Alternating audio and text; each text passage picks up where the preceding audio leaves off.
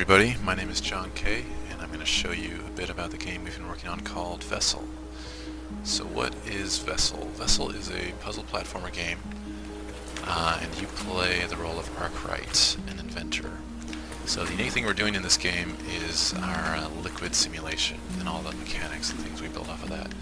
So you can see here that we have simulated liquid in the game, and it's never just a decoration, it's always used for the gameplay. Used various ways to do the mechanics, and deeply integrated with the puzzles and everything. So it's not an aesthetic thing. So here the player has the ability to kind of splash around in this fountain, but he can also use some equipment he has. He has this backpack, which lets him suck and spray water.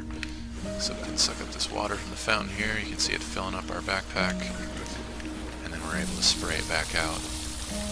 So that gives us the ability to control liquid a bit. We can put it in different places. You know, you can collect different types of liquid in your backpack. There's other types of liquid you can mix together later in the game.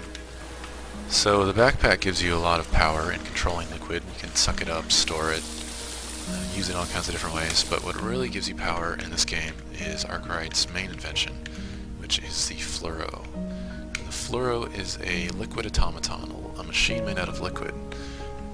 And one of the ways you can create them is with these seeds. So you take one of these, pull it out of your inventory, you have an unlimited number of these, and you put it into any liquid source. So here you can see it's attracting the liquid from this fountain. So we'll go ahead and drop that there. You see that once it gets enough liquid, it's going to grow into this creature. So this is an operator fluoro. This is the player's first invention, and it's used all over the world for performing labor in factories and work sites. And this variant will go and operate the machinery in the level, so it'll find different things it can do and push these buttons for you, and just kind of mindlessly do its job. So because it's made out of liquid, it maintains all the properties that liquid has in the level. So for example, you can suck it up, say, empty out my backpack a bit here, you can suck it up back in your backpack, collect it right back up like that. And they're kind of fragile creatures, so they're easily destroyed, but they're also easily replaced, because you have unlimited these seeds.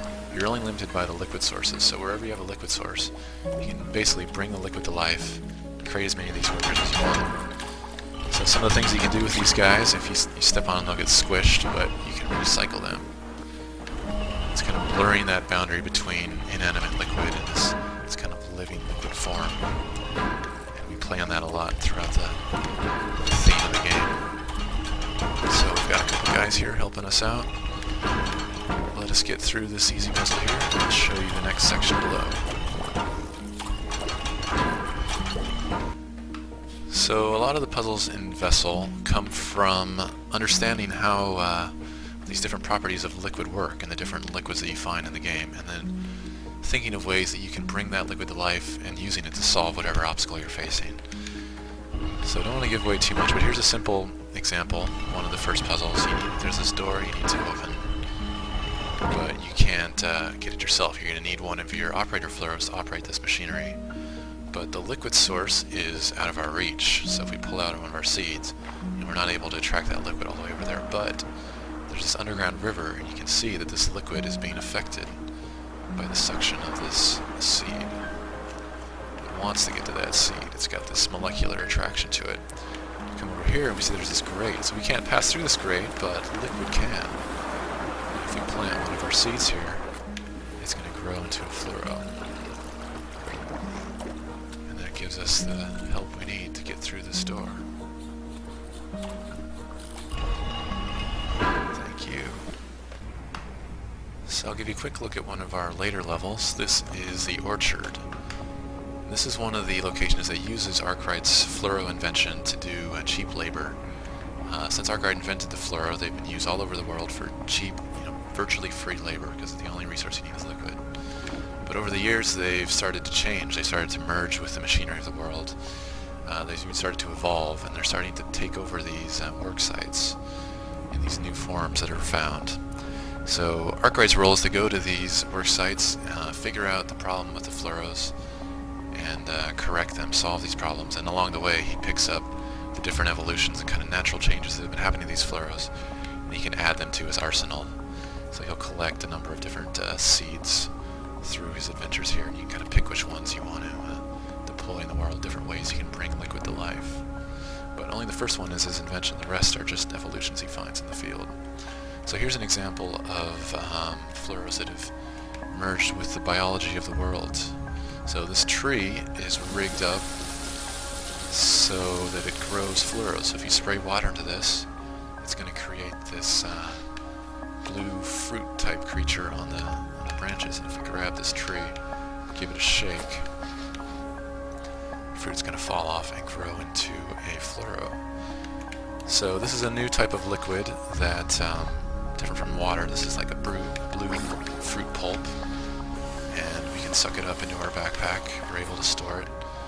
So that's one way to harvest this liquid. We can convert water into blue goo by watering these trees and harvesting the fruit, basically. So the fluoro itself that's growing is kind of a special variety. It's a little different than the operator one we saw earlier. Let's take a look at him. This is a drinker fluoro. So what this guy does is he is attracted to liquid of the type that he's made of.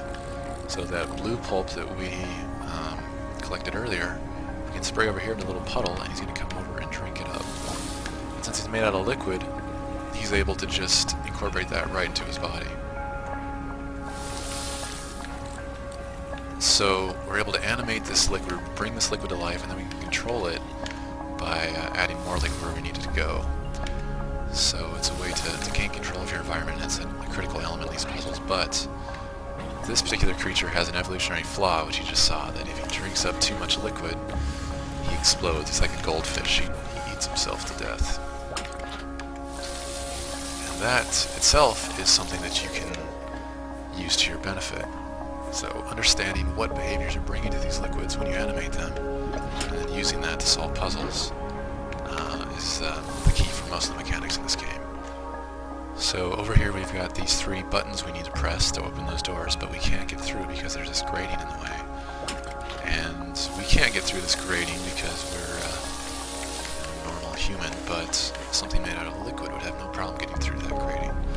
So what we need to do is lure this creature into the button area. And knowing his behaviors, knowing that he likes to drink up liquid that he's made of, we can apply sprayed liquid down in this little chute here. So if we go drip some blue goo, oh, he's going to try to drink it up there. He got a little bit, but send him on down below. He's going to run into position, and now if we just keep flooding it, we know his behavior that he explodes if he drinks too much. So if we get him to just drink it all up, he's going to explode in position and open those doors for us. So that's one of the keys to this game, is understanding how to bring this liquid to life, give it behaviors that are going to be beneficial to you.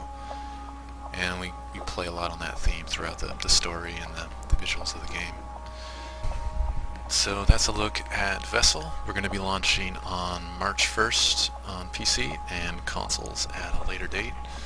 So stay tuned for more videos on our website, strangeloopgames.com, and see you next time. Thanks for watching.